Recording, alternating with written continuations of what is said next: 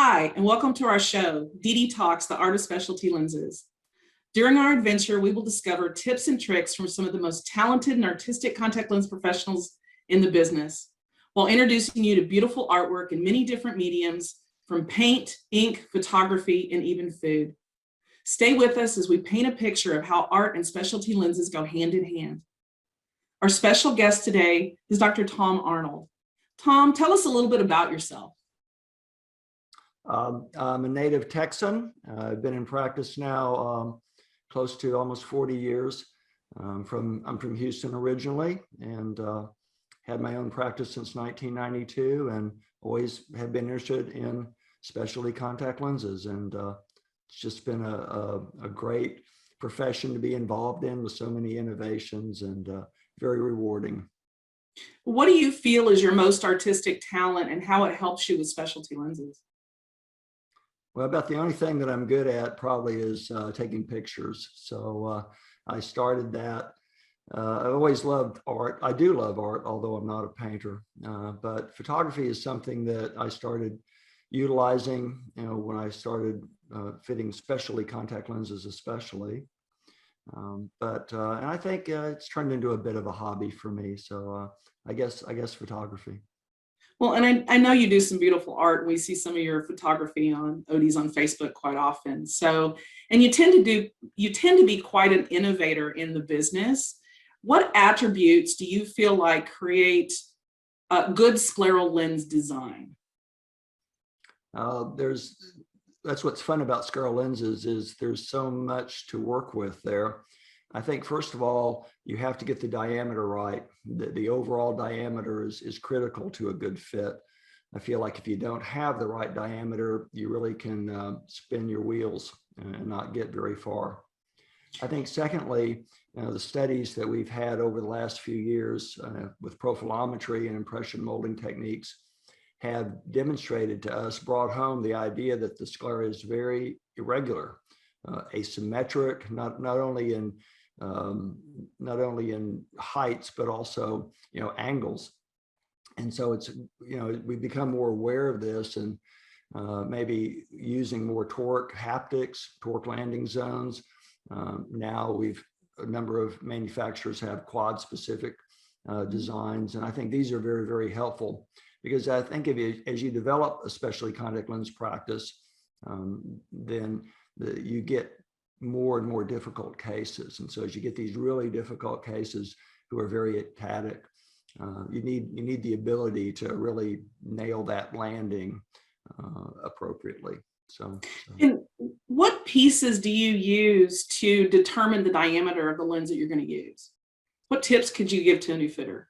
Well, look at the horizontal visible iris diameter, obviously, but also the visible iris diameter, because again, late technology that we've had over the last few years has demonstrated that the visible cornea, or vertical visible iris diameter, is different than horizontally.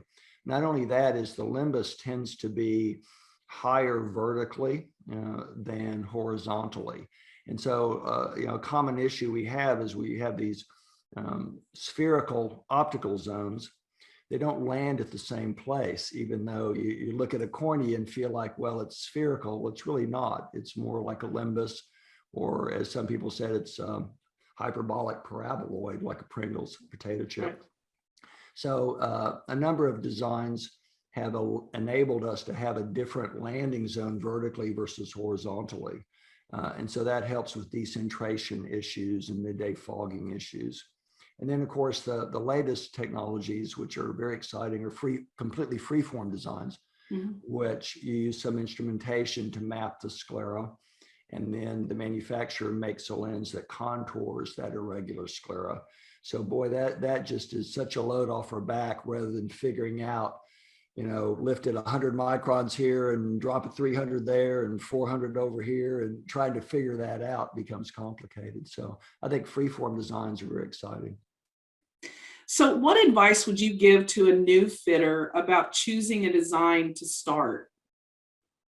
That's very, very critical. I think the very first thing is know your demographics. Who are your patients? Who are your typical patients? Do you see a lot of keratoconus patients? Do you see a lot of post-RK and LASIK ectasia? Are you fitting a lot of grafts, penetrating keratoplasties? The age of your patients. Do you have a lot of really elderly patients where handling issues, care issues would be a problem? So I think know your patients, and then try to find lens designs to fit that. I think most people in most practices can get away with two designs, two different products of different overall diameters. Have what a medium, a mid-range scleral lens, say 15 to 17, and then if you have very ectatic patients with ectatic eyes, then a larger diameter. So pick two and know those two. Use the consultants involved with those laboratories. Get to know the design. It's not the old cliche of, it's not the golf clubs, it's the golfer. You don't need 6 different styles of clubs. You just need 2, maybe 3. Right. So know your population and do a little research about which lens designs may fit that population best. Well, and I totally agree with you. I think 2 is probably the least amount you want to have in the office when it comes to scleral lens designs. Absolutely. 2 or 3. I mean, we in our office, we are privileged to work with a variety of labs. So we work with more, but some designs are similar, some designs are similar. And so try to find 2 or 3 or 4 maybe, but that are different, that fill different gaps. And I know you work with a lot of students and a lot of new fitters. What's your favorite tip to give them when you very first start? What's the first thing you'll tell a new fitter? Yeah, that's it. I would tell them not to get hung up on technology, not to feel like you need $200,000 worth of equipment to fit scleral lenses. Yeah, don't wait to start fitting. If you think of the history of especially scleral lenses, they reach back 100 years, and some of the innovators that are still with us, like Don Ezekiel in Australia and Ken Pullum, in England, Rents Visor, Simone Visor. Some of these real pioneers have been fitting lenses with virtually very little instrumentation for a number of years. So instrumentation is great to do some of these really neat designs that we're talking about, but learn to be a good observer. Learn to be good with your slit lamp skills. Your evaluation skills, looking at fluorescein patterns, using lissamine green, listening to your patients. So, don't get hung up on technology at the expense of learning your craft. Yeah. And I have to thank you, because one of the best tips I ever learned from you was the use of lissamine green to find toric haptics. I think that, or the need for toric haptics. So that was a big point in my fitting career where I learned a lot. I never go to a meeting or talk to another practitioner, scleral lens expert, some of the mentors that you and I both know, without learning something. There's always some tip, there's always some pearl that we can benefit from, and that's the fun part about working with younger doctors and new fitters, is sharing that excitement and watching the light go out in their Watching eyes, them learn. go on in their eyes. Yeah. All right, now I want to shift gears a little bit. How do you feel that your love of photography has helped you create better lenses overall? And we're going to talk a little bit about your photography as well. Sure. Well, I started doing photography, for specialty lenses when I really got involved heavily in scleral lenses. And I did it for my own edification, because you're in there with the patient, a lot of things going on. And so it documents it. And I learned to take pictures, or taught myself with some help of some great people like Ed Boschnick, who I owe a great deal of gratitude to down in Miami, who taught me a lot. Using those pictures from my own learning experience to go back and look at the case when I was trying to solve a problem or improve a fit. And then also they're invaluable communicating to the lab, because you can say, this is what it looks like. This is what I'm seeing. What do you think? And again, the lab consultants, I have the greatest respect for. And that's the other thing, talking about encouraging new fitters and new tips, is rely on the labs. They have fit more lenses. They have seen more eyes than I ever will. So I really lean on them. And the more data you can give them is very, very important. They appreciate it. Give them the topography, give them the pictures, anything you can do, the history to improve fitting. So those two things, to teach yourself and to also communicate to the lab, is a real benefit of photography. Plus it's fun, and the patients appreciate it. I guess that's the last thing too, is patient education, because I do have a SLOLAP camera system that talks to the computer in my room. And so I can pull it up and show patients, this is why, and I understand, why you're feeling what you're feeling, and this is how I'm going to fix it. That's fantastic. All right, let's talk a little bit about some of your art. I know you had, we have some pictures that you've taken. So the first one that we've seen is the one that you sent me with the scleral lens and on the inserter with some fluid on it. I thought that was a fantastic lens image to look at. And did you take that just freehand, or was that? Yeah, freehand. Yeah, I think I had one of my externs just hold the lens up. I use, for pictures like that, Dee Dee, I use a Canon handheld DSLR camera. The tip there is that to take pictures like the one we're seeing behind me and that picture you're talking about, you have to have a macro lens. Right. So you need to get a dedicated, camera lens that's a macro, and that means it's 100 millimeter or more lens. And then the other part of that lens, just for a little technical talk, is you want a image ratio of 1:1. What that means is that whatever you're imaging, whatever you're taking a picture of, is recorded in its same size. It's not reduced. And so you get a better image. So yeah, they just hold it up, and then you have to have proper lighting, because when you're very, very close to the eye, you need a lot of lighting, because it's a very small space. So if you can see, the image behind me, you can see the little white lights, and those are for a twin photo lamp, and that, or flash, and that flash mounts on the very end of the lens. That's fantastic. Of the camera lens, yeah. And so you need a macro lens, and you need a good flash system. Good, perfect. Yeah. And I know that you've also taken some other photos, and we're going to put some of those up in just a few minutes. What I'd like for you to tell us about is a little bit about the lion that you took a picture of. Oh, well, that was a great picture. Now that was with a different camera. That was with a fixed lens. That was a Panasonic camera, kind of a travel camera, but it had a Leica lens on it. Leica, if you know optics, is very highly regarded. Optical company out of Germany.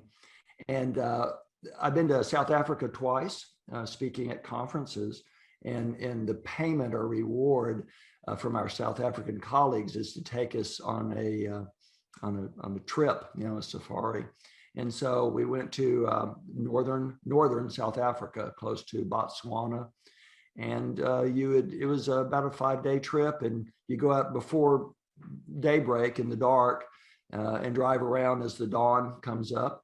And then again in the evening, you go out about sunset and go until dark, because that's when the animals are most active. And that particular line was at a game preserve of 185,000 acres. Wow.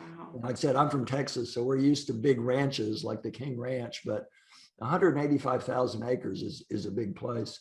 And so the animals there in that acreage have never been hunted, and so they're not scared, and they're used to humans. So you can drive around in a Jeep and they totally ignore you. So that was taken at night, right from the Jeep, and with a little zoom lens. I got zoom lens.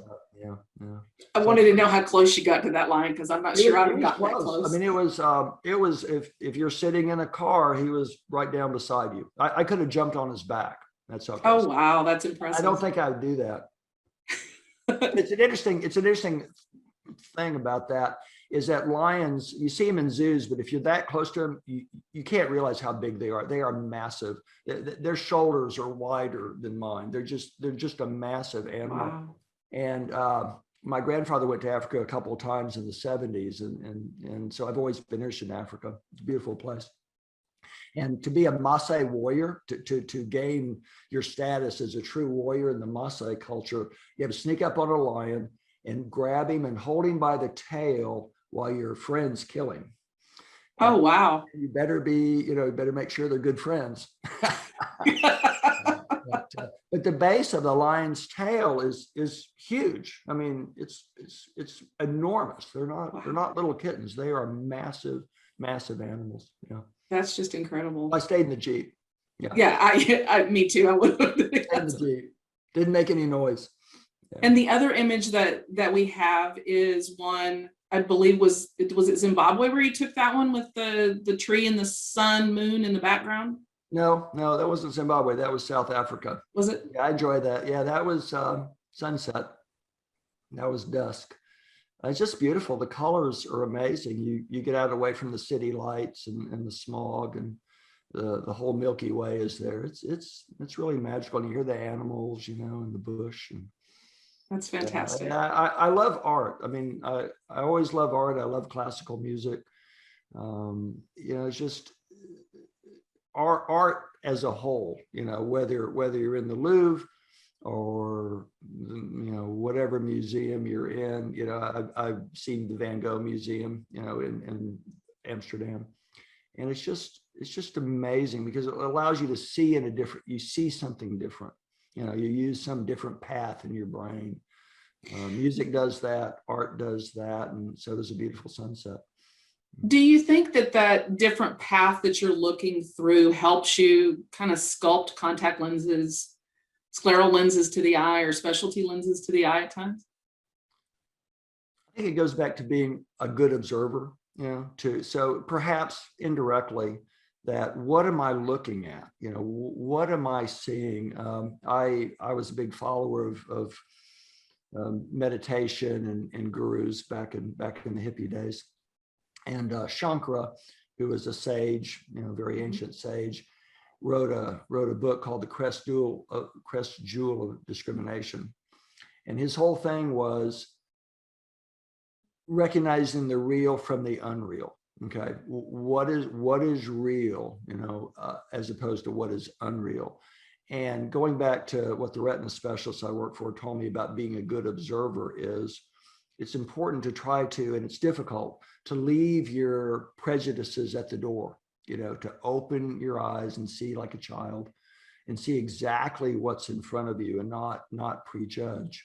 And it's difficult. I'm no better at it than anybody else, but I think being an observer, I ran a lot of marathons, in my time, and, just being out and open to, an environment that's changing and just taking it in, is a skill, to kind of quiet your inner thoughts and be open to whatever it is.